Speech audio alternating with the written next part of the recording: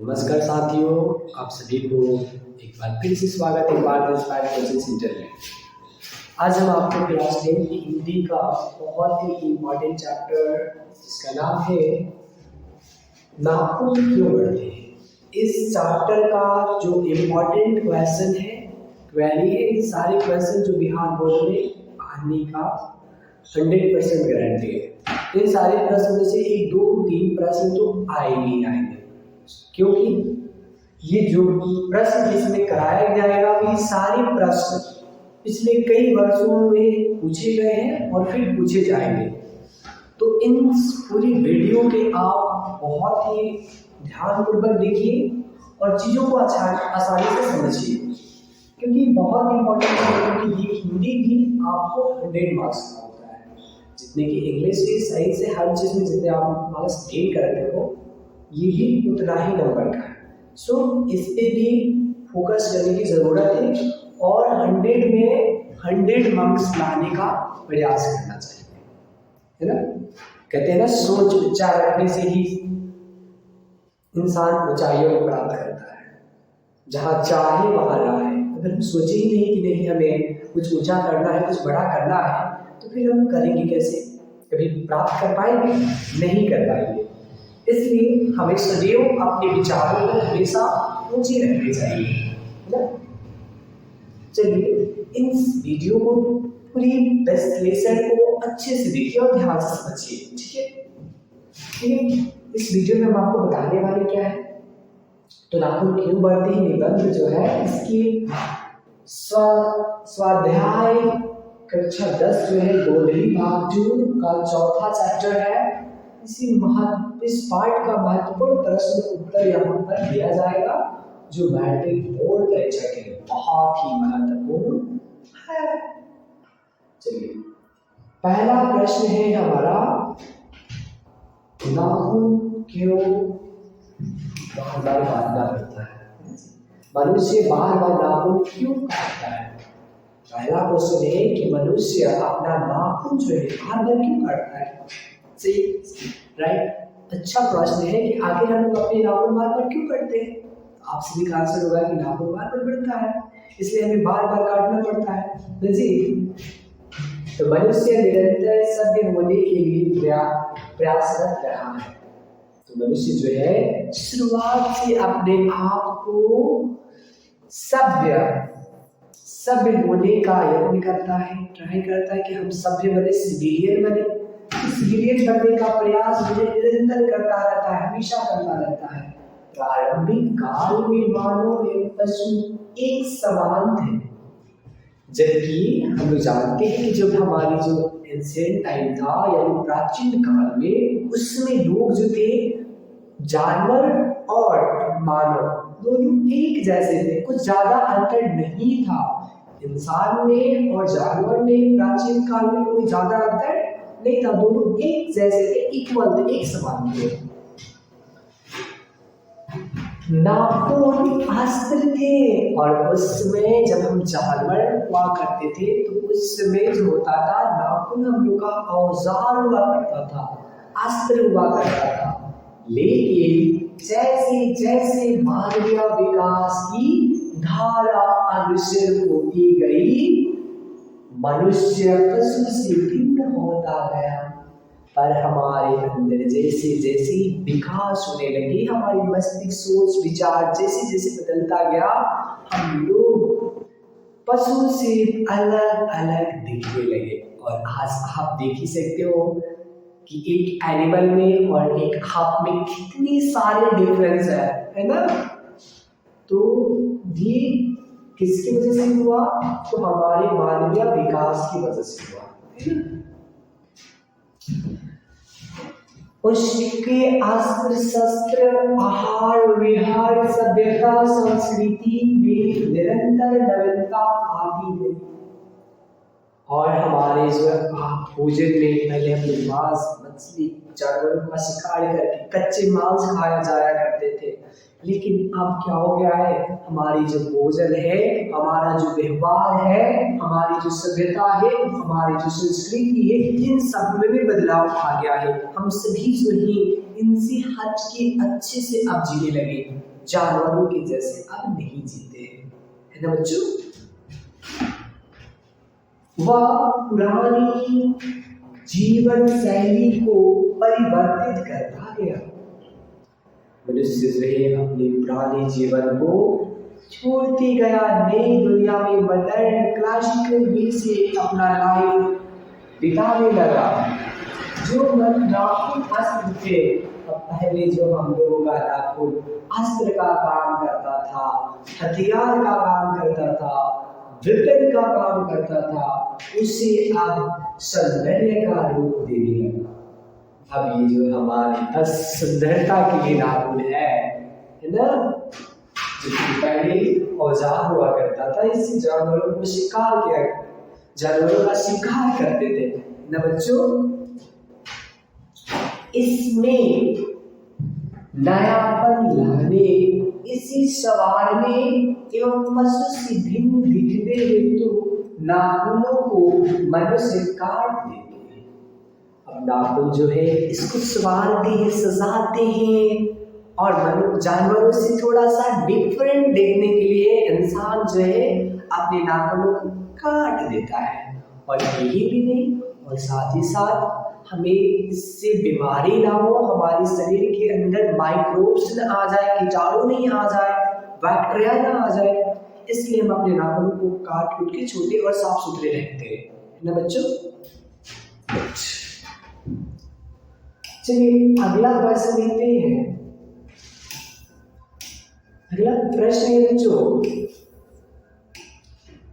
नाखून क्यों बढ़ते हैं? यह प्रश्न लेखक के आगे कैसे उपस्थित हुआ? सही बात है, आखिर जो लेखक है उनके सामने ये क्वेश्चन किसने परोसा, किसने कहा कि नाखून क्यों बढ़ते हैं? तो देखिए, नाखून क्यों बढ़ते हैं यह प्रश्न एक दिन लेखक की छोटी लड़की जो थी उसने पूछ दिया। उस दिन से यह प्रश्न लेखक के सोचने का विषय बन गया। एक दिन जो थी लेखक की छोटी बच्ची थी, उस छोटी बच्ची ने बोल दी कि आखिर पापा ये नाखून क्यों बढ़ता है? फिर लेखक के दिमाग में खटकते लगा कि आखिर नाखून बढ़ता है। तब से लेखक के मन में ये प्रश्न चलता रहता था।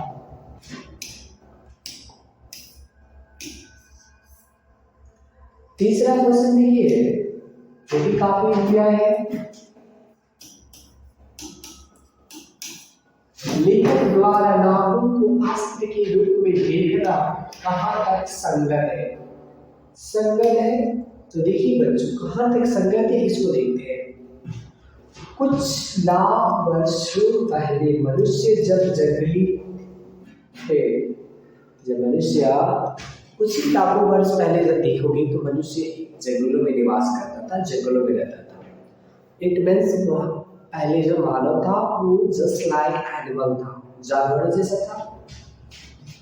उसे नाखून की जरूरत थी, और उसमें इंसानों को किस चीज की जरूरत थी?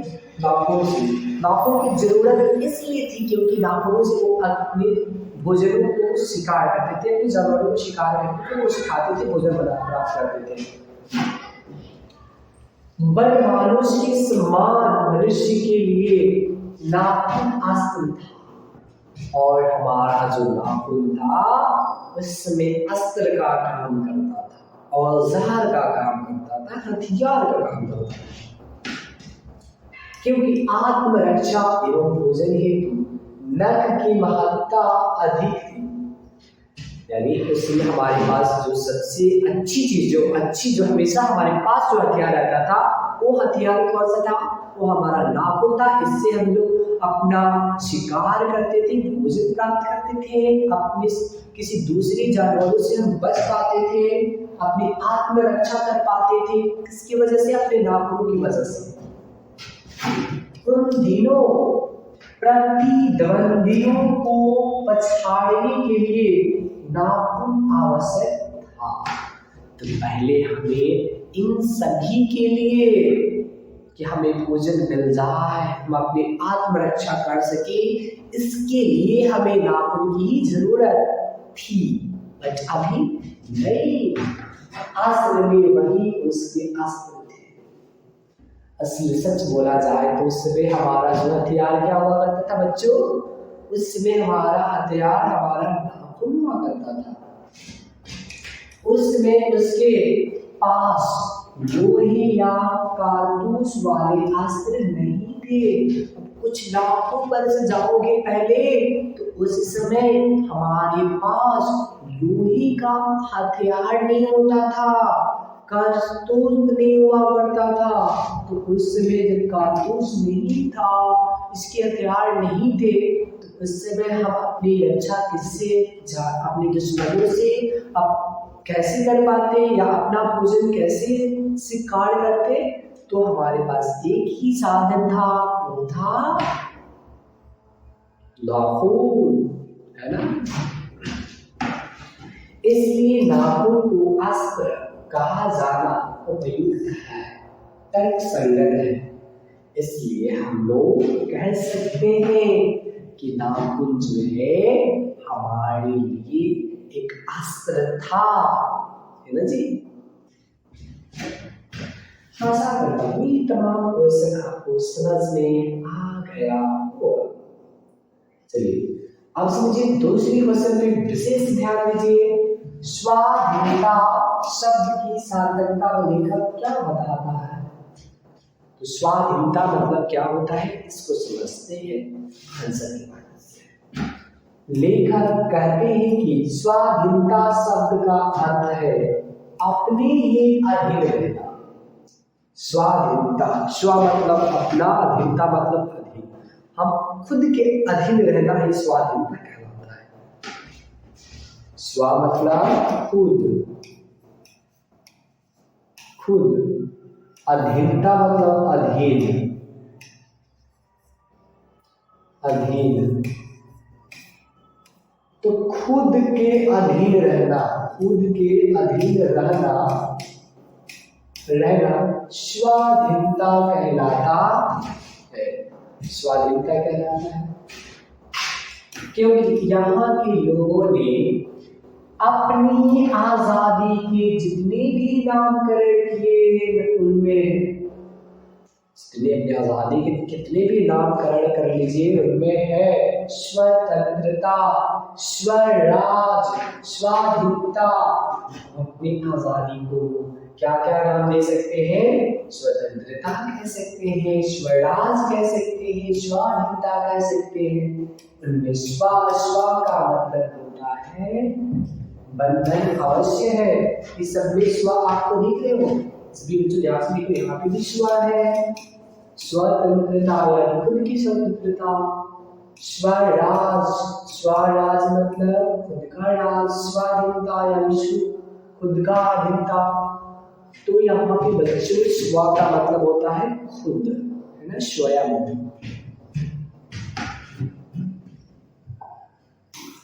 चलिए जी, 5वां नंबर क्वेश्चन देखिए।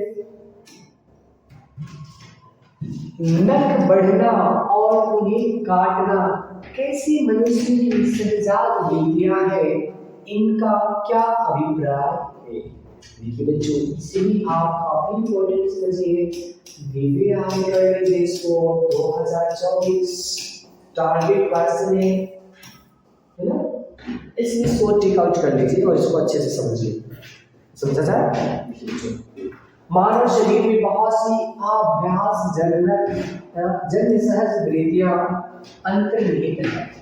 मानव के शरीर में बहुत ऐसी सहज आसान वृत्तियां है जिसे हमें समझना बहुत जरूरी है, बहुत ही अभ्यास योग्य है, अभ्यास जन्य है।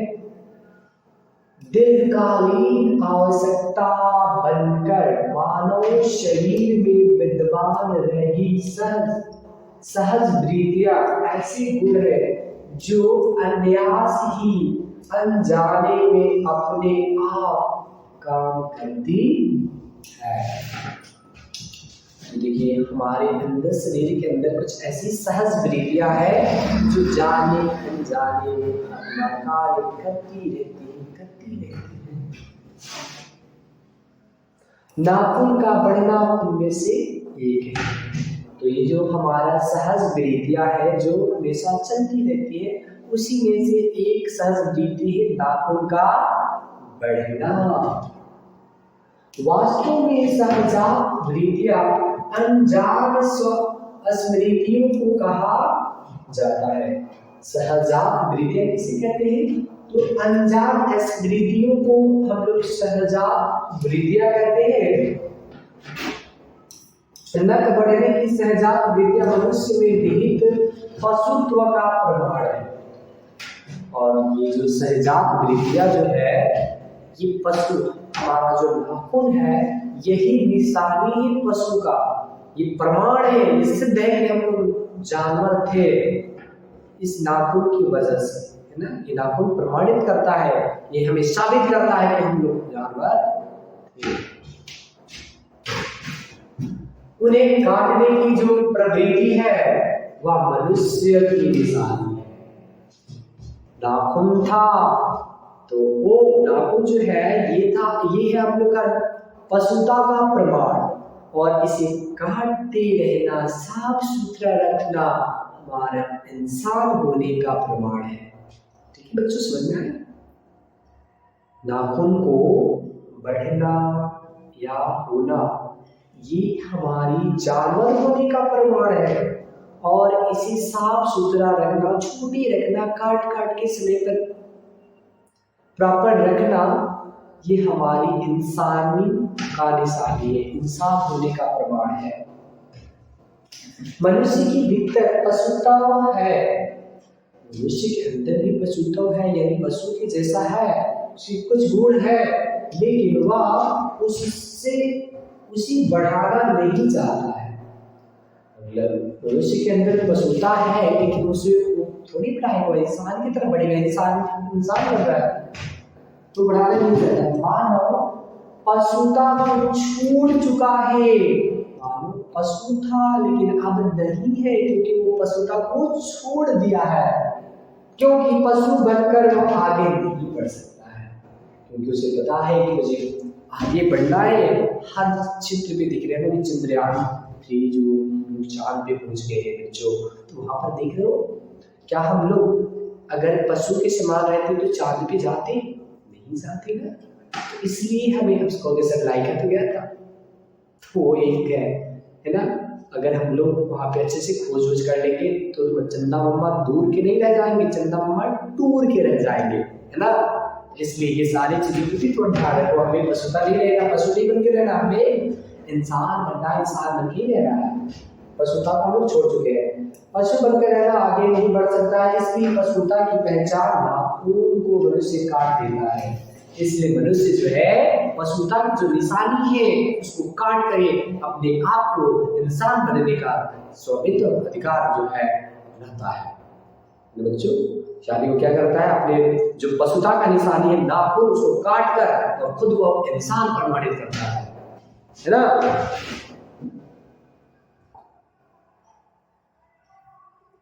क्वेश्चन नंबर 7 देखिए, निबंध में लेखक ने किस बूढ़े का जिक्र किया है? लेखक की दृष्टि में बूढ़े की कथनों की सार्थकता क्या है? तो देखिए ये कोई इंपॉर्टेंट नहीं है, बस इसकी आंसर देख लीजिए। लेखक ने महात्मा गांधी को बूढ़े के प्रतीक रूप में जिक्र किया है। नाखून क्यों बढ़ते हैं? इस निबंध में लेखक ने किस बूढ़े व्यक्ति का जिक्र किया है? तो हमारे महात्मा गांधी के बारे में जिक्र किया। लेखक की दृष्टि से महात्मा गांधी के कथनों की सार्थकता उभरकर इस प्रकार आती है। आज मनुष्य में जो पाश्विक प्रवृत्ति है उसमें सत्यता, सौंदर्य बोध एवं विश्वसनीयता का लेश मात्र भी स्वस्थ स्थान नहीं है। कहने का मतलब है कि इसको आप महात्मा गांधी की कथनों के अनुसार देखा जाए तो इंसान जो है, मनुष्य जो पाश्विक प्रवृत्ति तो रखा है, उसे सत्यता और सौंदर्य बोध, विश्वसनीयता का लेश मात्र भी स्थान नहीं। मतलब हम लोग जो है सभ्य तो बने, लेकिन हमारे अंदर विश्वसनीयता का जो है देशमात्र स्थान नहीं है, थोड़ा सा भी जगह नहीं बचा है। हम लोग अब विश्वासी थे जो बोले हमें विश्वास पर, अपनी सच्चाई पे कायम रहना चाहिए, ऐसा कहना है गांधी जी का। महात्मा गांधी ने समस्त जन समुदाय को हिंसा, पुलिस, समस्त जितने भी मानव जाति है सभी इंसान को सलाह देते हैं कि हमें हिंसा, क्रोध, मोह और लोभ से दूर रहने की सलाह दी। हमें किसी से हिंसा नहीं करना चाहिए, लड़ाई झगड़े नहीं करना चाहिए, किसी से क्रोध नहीं करना चाहिए, किसी का अपनी माया नहीं रखना चाहिए, किसी से लालच नहीं करना चाहिए, लोभ से हमें दूर रहना चाहिए, अच्छा खलता से दूर रहना चाहिए, हमें किसी से छल नहीं करना चाहिए, छल से दूर रहकर वेतन धारण करने की सलाह दी। और कहा कि हमें हमेशा हर परिस्थितियों में अपने आप को गंभीर रखना चाहिए। लेकिन ये सारे उद्देश्य बुद्धिजीवी वर्ग के लिए उपेक्षित रहा। ये जितने भी बुद्धिजीवी थे उनके सभी को क्या मान रहे थे? उपेक्षित मान रहे थे। क्वेश्चन नंबर 7 लिखिए, लिखित की दृष्टि से हमारी संस्कृति की बड़ी भारी विशेषता क्या है? स्पष्ट कीजिए। इसकी गहराई कर लीजिए। लिखित की दृष्टि से हमारी संस्कृति की बड़ी भारी विशेषता है अपने आप पर अपने आप के द्वारा लगाया हुआ बंधन। इस दुनिया में सबसे बड़ा अगर कोई बंधन है तो अपने आप पर अपने द्वारा लगाया हुआ बंधन, ये है सबसे बड़ी जो हमारी संस्कृति की बंधन विशेषता कह सकते। भारी विशेषता जो है, सबसे बड़ी भारी विशेषता क्या है? तो अपने आप पर अपने आप के द्वारा लगा हुआ बंधन, यही सबसे भारी हमारी विशेषता ही हमारी क्वालिटी है, कैरेक्टरिस्टिक है। भारतीय चित्त जो आज का अधीनता के रूप में न सोचकर स्वाधीनता के रूप में सोचता है, स्वाधीनता के लिए नहीं, स्वाधीनता के लिए सोचता है, यह भारतीय संस्कृति की विशेषता का ही वो किसी को हिंता का हिंता ना सोचकर सबका कल्याण, विश्व का कल्याण सोचता है। ये हमारी संस्कृति का सबसे अच्छी विशेषता का फल है। ये विशेषता हमारे दीर्घकालीन संस्कारों से आई है, और ये जो हमारी जो बड़प्पन है ये हमारे पूर्वजों से आई है, हमारे कल्चर से आया है, हमारी संस्कृति से आया है। इसलिए स्व के बंधन को आसानी से नहीं छोड़ा जा सकता। इसलिए हम लोग स्व की जो यानी स्व मतलब खुद की जो बंधन है, इसको हम लोग आसानी से छोड़ नहीं सकते हैं। क्वेश्चन नंबर 8 लिखिए, नाखून बढ़ते नाखून द्वारा प्रकृति मनुष्य को क्या याद दिलाती है? इसको 2024 को बिल्कुल मान लीजिए, बहुत इंपॉर्टेंट क्वेश्चन है भाई। ठीक, मोस्ट इम्पॉर्टेंट।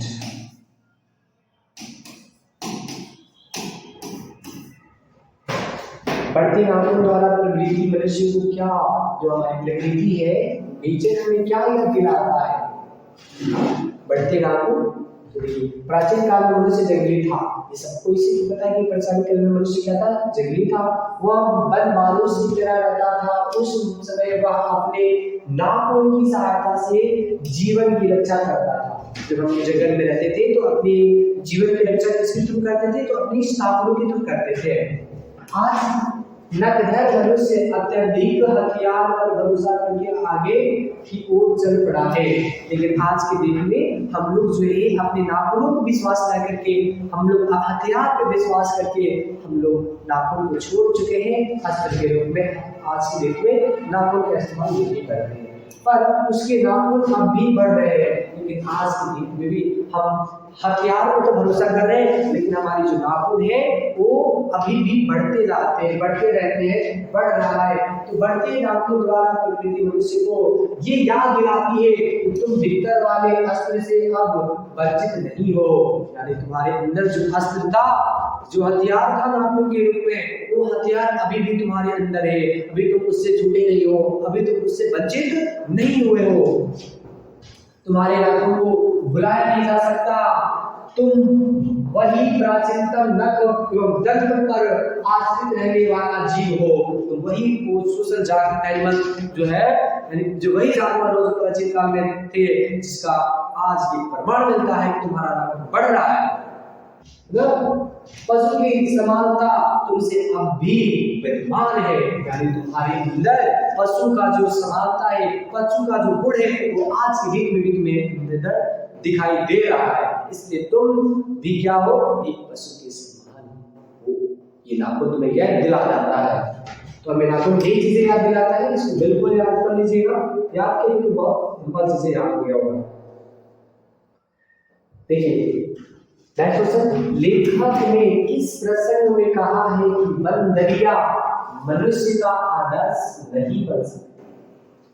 बंदरिया जो होती है वो मनुष्य का आदर्श नहीं बन सकती है, मनुष्य की जैसी नहीं हो सकती है, मनुष्य की आइडियल नहीं बन सकती है।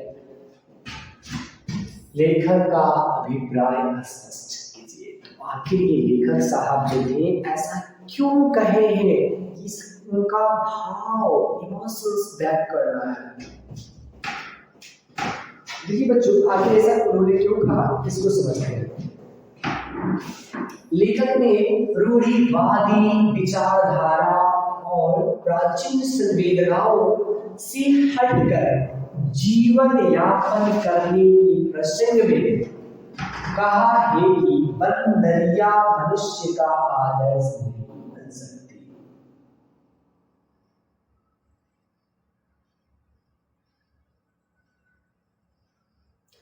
मतलब हमारे जो कवि कहते हैं, निबंधकार जो बोलते हैं, लेखक कहते हैं कि प्राचीन संवेदनाओं से हटकर, यानी प्राचीन की जितनी भी हमारे अंदर संवेदना है, उत्पिंडन है, उससे दूर हटकर, रूढ़िवाद से हटकर जीवन यापन करने के लिए जिन प्रसंग में हम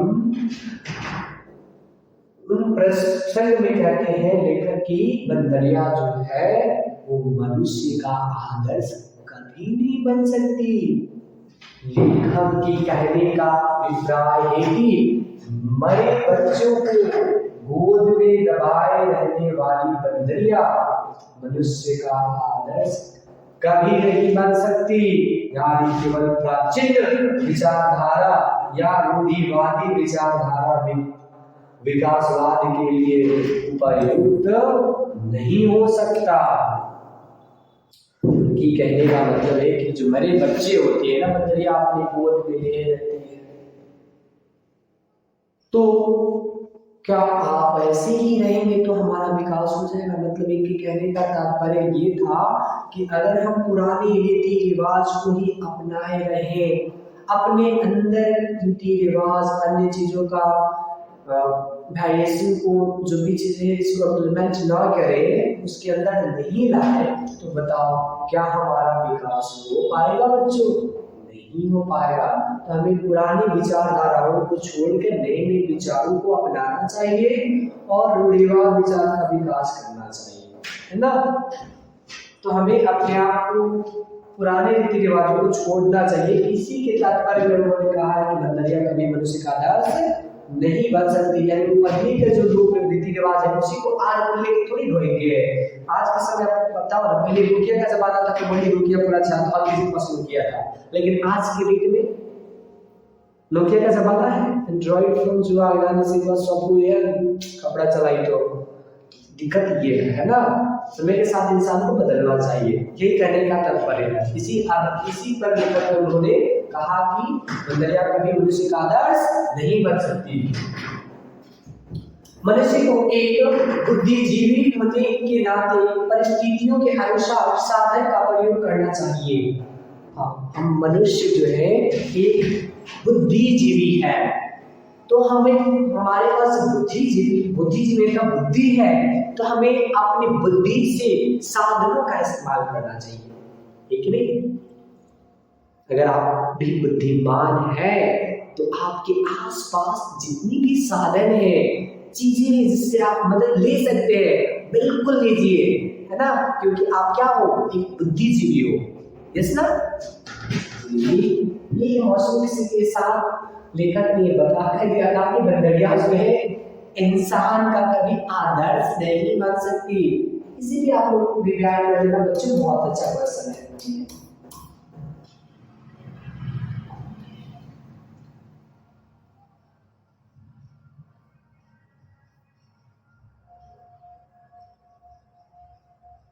15 क्वेश्चन तक है।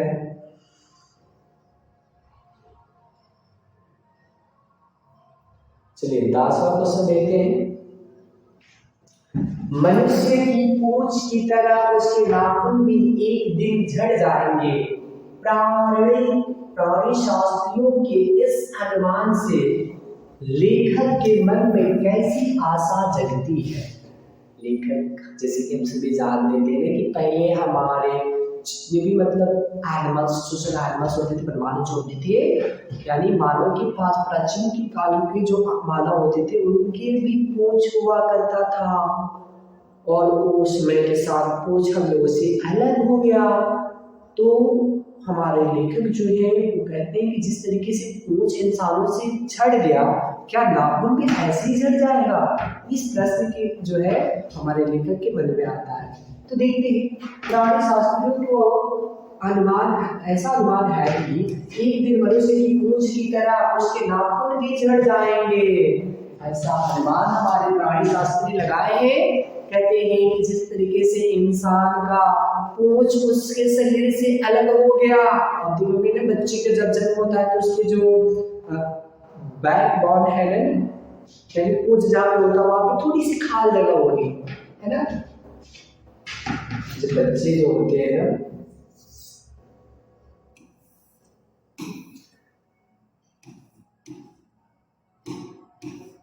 जैसे ये एक बच्चा है तो ये बच्चे के यहाँ पर पूंछ की जो जगह है यहाँ पे आप देखोगे थोड़ा सा खाल रहता है, हाँ रहेगा। तो इन प्राणी शास्त्रियों का ये मानना है कि जिस तरीके से इंसान से पूंछ अलग हो गया, वैसे ही क्या अलग हो जाएगा, नाखून भी। इस तथ्य के आधार पर ही लेखक के मन में यह आशा जगती है, तब लेखक के मन में ये उम्मीद जग जाता है कि भविष्य में मनुष्य के नाखून का बढ़ना बंद हो जाएगा, मनुष्य आवश्यक अंग उसी प्रकार झड़ जाएगा। अब जिस तरीके से हमारे शरीर में जितने अनावश्यक चीजें हैं, वास्टिस ऑर्गन्स हैं जिसकी हमारे शरीर में किसी जरूरत ना है, वो धीरे धीरे हमारे शरीर से अलग हो जाएगा। जिस तरीके से हमारी पूंछ की कोई जरूरत नहीं थी तो हमारा पूंछ अलग हो गया, उसी प्रकार हमारे नाखून की भी जरूरत नहीं है, तो एक समय के बाद ये नाखून भी क्या हो जाएगा, हमसे बिल्कुल अलग हो जाएंगे। झड़ जा कुछ भी झड़ जाएगी, अर्थात मनुष्य पशुता को पूर्णतः त्याग कर पूर्ण रूप मानवता को प्राप्त कर लेगा। जब हमारे शरीर से ये नाखून हट जाएगा तब हमारा जो मनुष्य जो है पूर्ण रूप से मानव बन जाएंगे।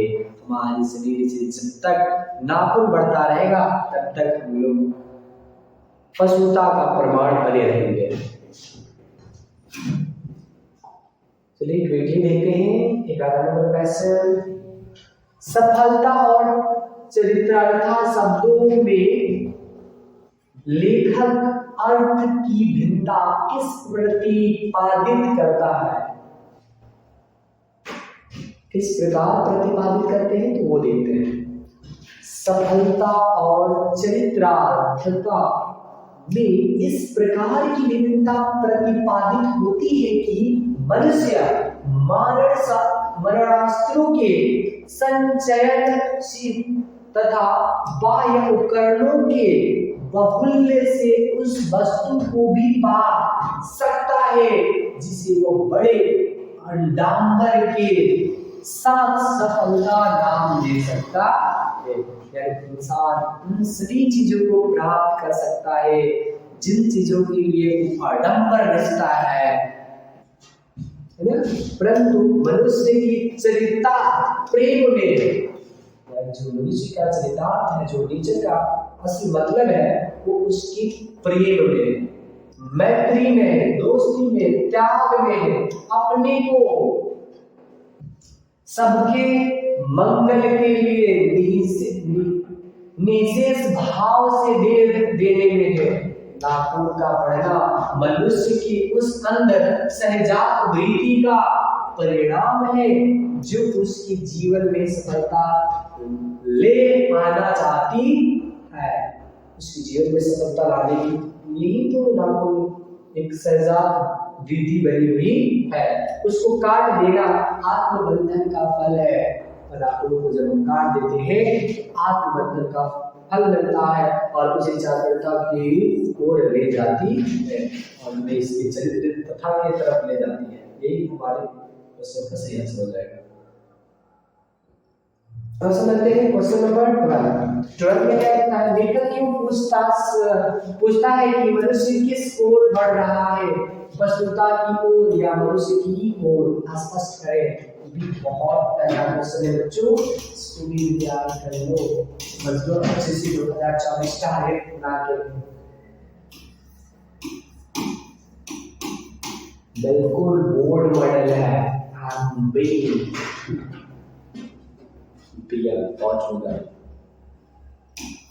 लेखक के प्रश्न में अंतर्बंधन की भावना उभर रही है। लेखक के मन में अंतर्बंध भावना उत्पन्न हो रही है कि मनुष्य इस समय पशुता की ओर या मनुष्य की ओर बढ़ रहा है। लेखक सोचते हैं कि इंसान जो है, मानव जो है, वो इंसानियत की तरफ बढ़ रहा है कि पशुता की ओर बढ़ रहा है। अतः इस जिज्ञासा को शांत करने के लिए स्पष्ट रूप से इसे प्रश्न के रूप में लोगों के सामने रखता है। लेखक इस प्रश्न को लोगों के सामने पेश करते हैं, परोसते हैं, कहते हैं कि इंसान मानो जो इंसान की तरफ बढ़ रहा है कि पशुता की तरफ बढ़ रहा है। तो लेखक के अनुसार इस विचारात्मक प्रश्न पर अध्ययन करने से पता चलता है कि फिर उसमें लेखक ने अध्ययन किया और पता चलता है कि मनुष्य पशुता की ओर बढ़ रहा है और कहते हैं कि जो मनुष्य है वो इंसान की ओर ना बढ़ के पशुता की ओर बढ़ रहा है। मनुष्य की बंदूक, पिस्तौल, बम से लेकर महाविनाश के अस्त्र शस्त्र को रखने की प्रवृत्ति जो बढ़ रही है वो स्पष्ट रूप से पशुता की निशानी है। इंसान किधर कैसे बढ़ रहा है? पशुता की ओर बढ़ रहा है कि इंसानियत की ओर बढ़ रहा है? तो 100% आप कह सकते हो कि इंसान जो है वो पशुता की ओर बढ़ रहा है, क्योंकि ये बम, ये गोले, ये हथियार, ये सब क्या है, किस चीज की निशानी है? ये सारी चीज जो है एक मात्र पशु की निशानी है। पशु प्रवृत्ति वाले ही इस प्रकार के अस्त्रों के होड़ में आगे बढ़ते हैं। पिस्टल वगैरह जो भी है वो पशुता की निशानी है। जो लोग इसके इस्तेमाल कर रहे हैं अपने आप को पशु के समान समझे हो। हाँ, लेकिन सेल्फ जो होता है ना, सेल्फ प्रोटेक्शन के लिए वो अलग चीज है। लेकिन बिन दहाड़े, बिन पशु किसी जीवों को मार देना, किसी मानव को हत्या कर देना, ये सब पशुता का निशानी है भाई। क्वेश्चन नंबर 13, काट दीजिए वे चुपचाप दंड स्वीकार कर लेंगे, पर निर्लज अपराधी की भांति फिर छुटते ही संधि पर हाजिर व्याख्या करें। तो देखिए इसकी अर्थ क्या होगी? प्रस्तुत व्याख्या पंक्ति हिंदी पाठ्य पुस्तक के नामों क्यों बढ़ते हैं से उद्धत है।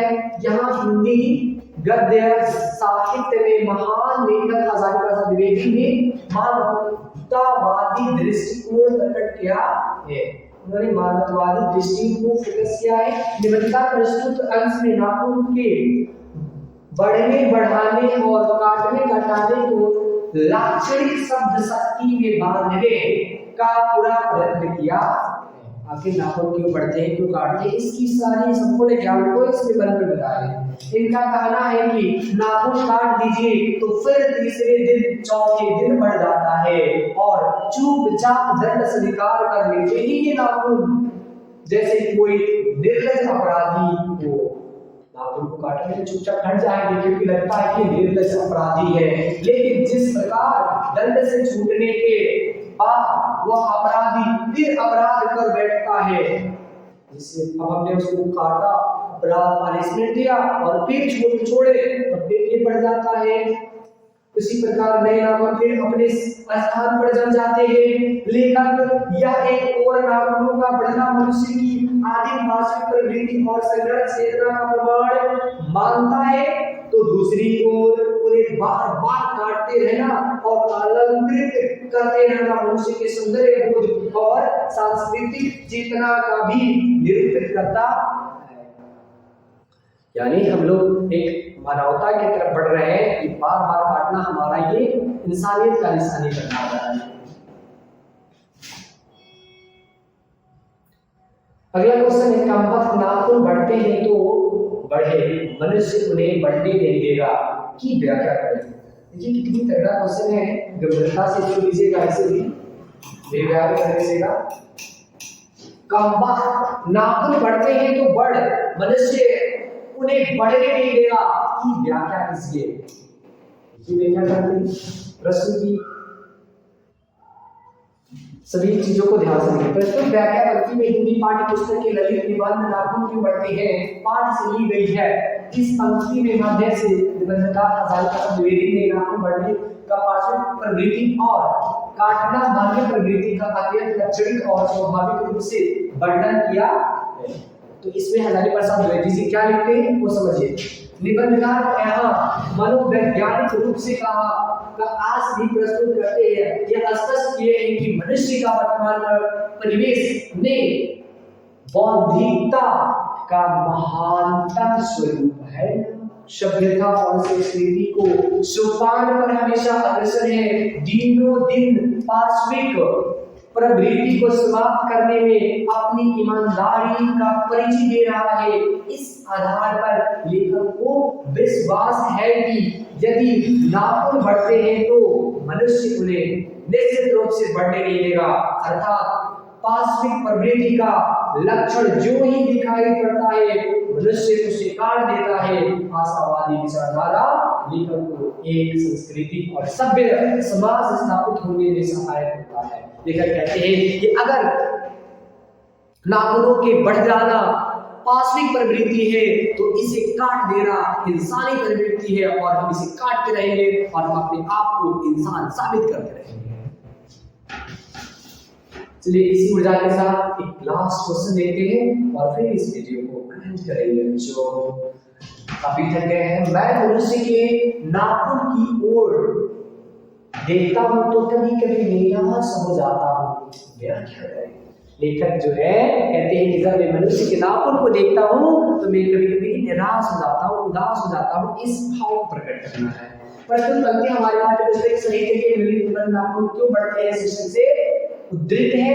इस अंश में प्रख्यात विद्वान हजारी प्रसाद द्विवेदी बार बार काटे जाने पर बढ़ जाने वाले नाखूनों के बहाने अत्यंत सहज शैली सभ्यता और संस्कृति को विकास गाथा को उद्घाटित करते हैं। तो इसमें इन्होंने क्या उद्घाटित किया कि आखिर हम बार बार अपने नाखूनों को काटते हैं तो फिर ये बढ़ जाते हैं। इनकी ये जो पशुता प्रवृत्ति है इसको प्रकट किया है। प्रस्तुत व्याख्या अंश पूर्ण रूप से लाक्षणिक प्रवृत्ति पर आधारित है। ये जितनी भी नाखूने बढ़ने वाली जो चीजें हैं ये सारी प्रस्तुत पाठ में हमारे लेखक कहते हैं कि जितनी चीजें हैं ये हमारी पशुता की प्रवृत्ति है, लक्षण है। वैचारिक बिंदु को सार्वजनिक करते हैं। मनुष्य नाखून को अब नहीं चाहता है, क्योंकि पहले मनुष्य जो प्राचीन काल में होता था तो नाखून जो हुआ करता था एक हथियार का काम करता था, वेपन्स का काम करता था, टूल तो औजार था जिसकी मदद से हम अपने भोजन शिकार कर पाते थे और अपनी सेल्फ प्रोटेक्शन कर पाते थे, स्वयं की सुरक्षा कर पाते थे।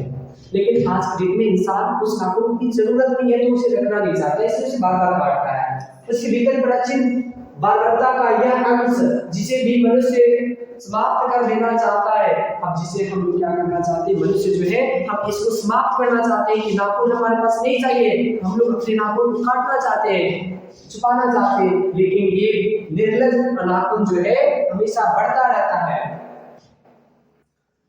लेकिन अगर नाखून काटना मानवीय प्रवृत्ति और नाखून बढ़ना पाशविक प्रवृत्ति है, तो मानो मनुष्य पाशविक प्रवृत्ति को भी अंग लगाए हुए है।